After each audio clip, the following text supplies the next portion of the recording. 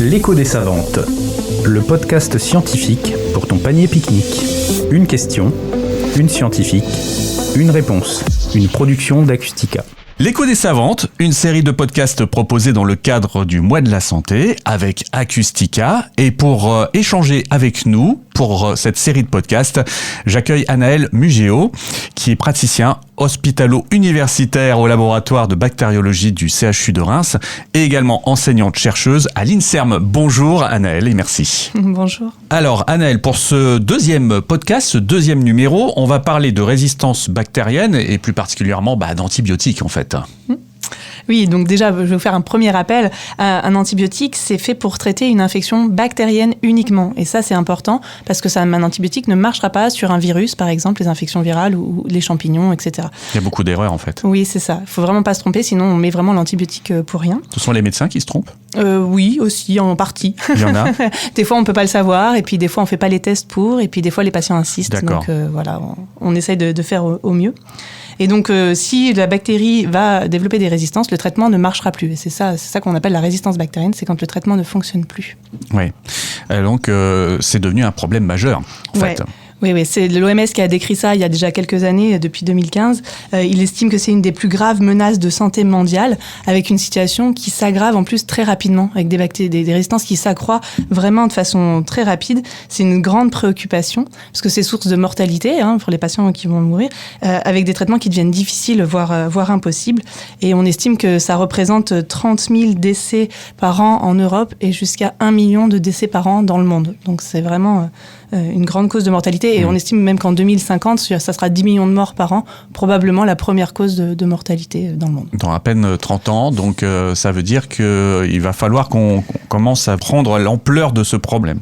Je voudrais juste compléter qu'il n'y a pas que l'OMS qui s'en rend compte, il y a aussi une sensibilisation, même dans les médias. On le voit passer vraiment une prise de conscience publique. On voit dans les journaux à grand public, retardement, super bactéries cauchemardesques. On voit que vraiment le message commence à passer, que ça va être un des problèmes majeurs du siècle à venir.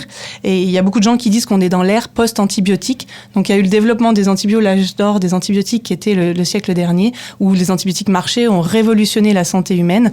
Et maintenant, en fait, on est passé dans l'ère post-antibiotique, c'est-à-dire qu'à cause des résistances, on va pouvoir, à terme, c'est déjà le cas dans certaines parties du monde, mourir d'une infection courante et bénigne, ou mourir d'une petite blessure, quoi. On n'est pas, alors que maintenant, on sait encore les traiter. Donc vraiment, si rien n'est fait, il est vraiment dit qu'on court un peu à la catastrophe avec un discours alarmiste, mais qui est à juste titre. On a l'impression qu'on fait marche arrière finalement par rapport à toutes les avancées qu'on a pu connaître avec la médecine, mais pour autant, la sensibilisation est là quand même. On a quand même pris conscience de ça et on sensibilise le public. Oui, tout à fait. Il y a plein de moyens de lutte contre l'antibiorésistance. Donc l'OMS a dit que c'était sa grande priorité pour les années et le siècle à venir. Donc il y a un plan d'action mondial. L'Europe suit, elle fait des plans d'action antibiotiques pour lutter contre l'antibiorésistance. Et là, on a 3 gros leviers.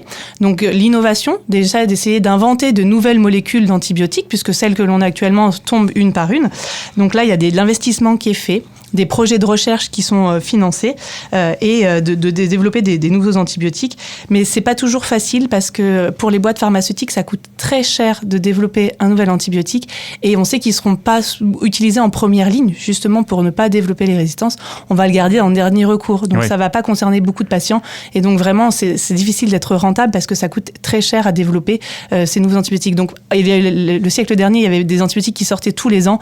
Là, depuis les années 2000, on a très peu de nouvelles molécules parce qu'on a ce problème de développement. Donc en gros, ce que vous êtes en train de nous dire, c'est qu'il faut qu'on garde ce qui nous permet de nous sauver la vie, là, il faut qu'on le préserve. Tout à fait. On essaye déjà donc soit d'inventer de nouveaux traitements, soit d'inventer de nouvelles pistes thérapeutiques. On peut essayer de développer des antivirulences pour inhiber la virulence de la bactérie. On essaye de développer des choses pour booster le système immunitaire, donc d'inventer des nouvelles choses. Et surtout, l'autre gros pan, c'est le bon usage des antibiotiques, c'est-à-dire ceux qui nous restent, qui sont encore actifs. On va essayer de les préserver le plus possible et ce qu'on appelle le bon usage des antibiotiques. Donc on sensibilise la population déjà à ça avec des plans antibiotiques, comme par exemple celui qui est le plus connu, c'est les antibiotiques, c'est pas automatique.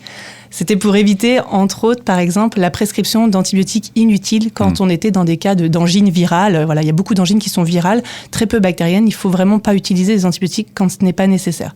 Donc, on a sensibilisé les gens.